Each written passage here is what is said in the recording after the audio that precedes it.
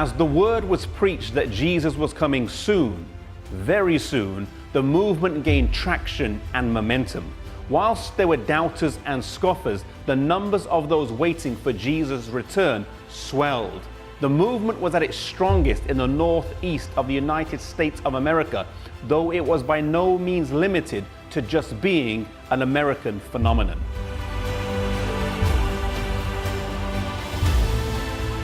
Before the days of email and internet communications, God's Spirit was moving on different people around the world as they studied His Word and came to similar conclusions. In England, a preacher named Edward Irving proclaimed the soon return of Jesus. In Germany, Johann Bengel. In South America, Manuel de la Cunza. This was a worldwide revival, fulfilling the text in Daniel 12 verse 4 that says, at the time of the end, men would run to and fro, and knowledge would be increased. Knowledge of the Bible, but in particular, knowledge of the books of Daniel and Revelation.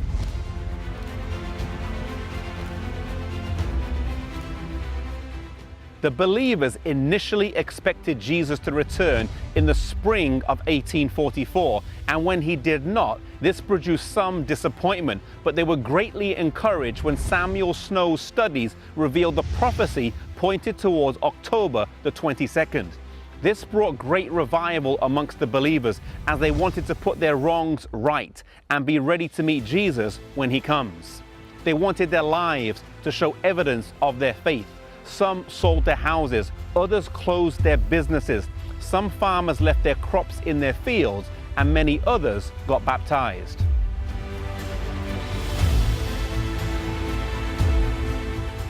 Charles Fitch was a minister who baptized many people in the autumn of 1844, and unfortunately on one occasion, because there were so many people to baptize and he spent so long in the chilly New England waters, he caught pneumonia. He died on October the 14th, but due to the faith that he and his family shared in the soon return of Jesus, they believed they would see Him in just a few weeks. His obituary would spell this out.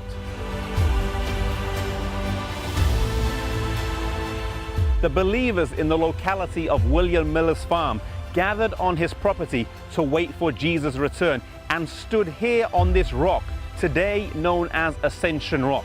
They believed they would ascend to heaven. When Jesus did not come, they suffered a bitter disappointment and their hopes were dashed. They had hung their lives on the belief that Jesus was coming soon, and now He hadn't.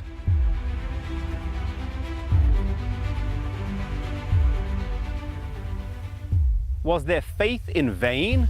Was it presumption? Could they recover from the embarrassment, ridicule, and shame they would face? Henry Emmons later said, "I waited all Tuesday, and dear Jesus did not come. I waited all the forenoon of Wednesday, but after 12 o'clock I began to feel faint. My natural strength was leaving me very fast, and I lay prostrate for 2 days without any pain, sick with disappointment." Hiram Edson later commented, "Our fondest hopes and expectations were blasted, and such a spirit of weeping came over us as I have never experienced before. It seemed that the loss of all earthly friends could have been no comparison. We wept and wept till the day dawned." The believers would now be challenged to live by faith, to hang on to God, and to trust His promises when they didn't know how, to have faith in the moments of darkness, and to trust when it doesn't seem to make sense.